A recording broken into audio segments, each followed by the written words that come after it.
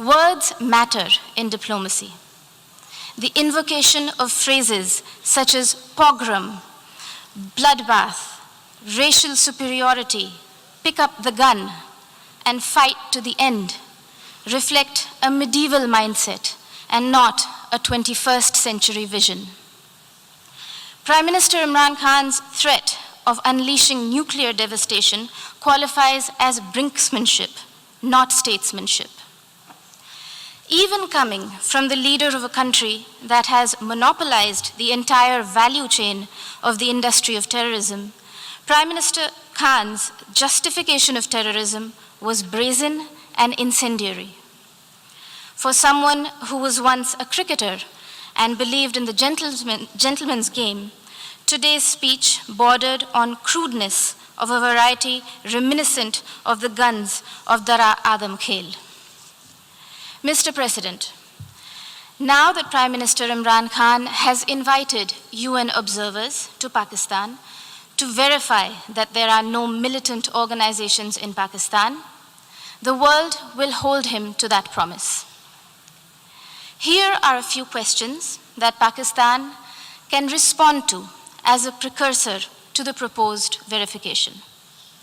Can Pakistan confirm the fact that it is home to 130 UN-designated terrorists and 25 terrorist entities listed by the UN as of today? Will Pakistan acknowledge that it is the only government in the world that provides pension to an individual listed by the UN in the Al-Qaeda and Daesh sanctions list? Can Pakistan explain why, here in New York, its premier bank, the Habib Bank, had to shut shop after it was fined millions of dollars over terror financing? Will Pakistan deny that the Financial Action Task Force has put the country on notice for its violations of more than 20 of the 27 key parameters?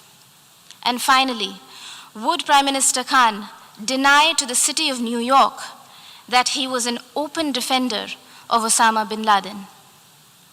Mr. President, having mainstreamed terrorism and hate speech, Pakistan is trying to play its wild card as the newfound champion of human rights.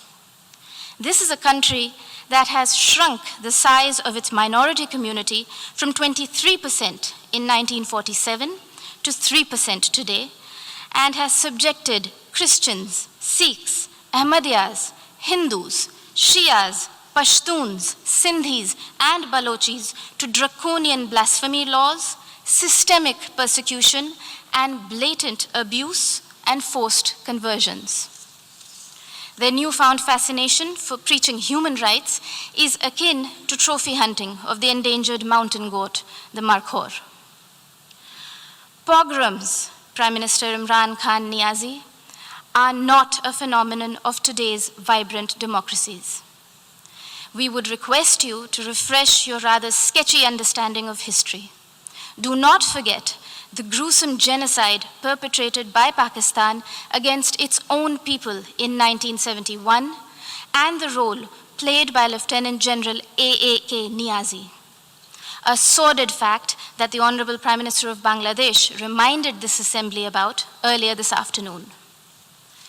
Mr. President, Pakistan's virulent reaction to the removal of an outdated and temporary provision that was hindering development and integration of the Indian state of Jammu and Kashmir stems from the fact that those who thrive on conflict never welcome the ray of peace. While Pakistan has ventured to upstream terrorism and downstream hate speech there, India is going ahead with mainstreaming development in Jammu and Kashmir.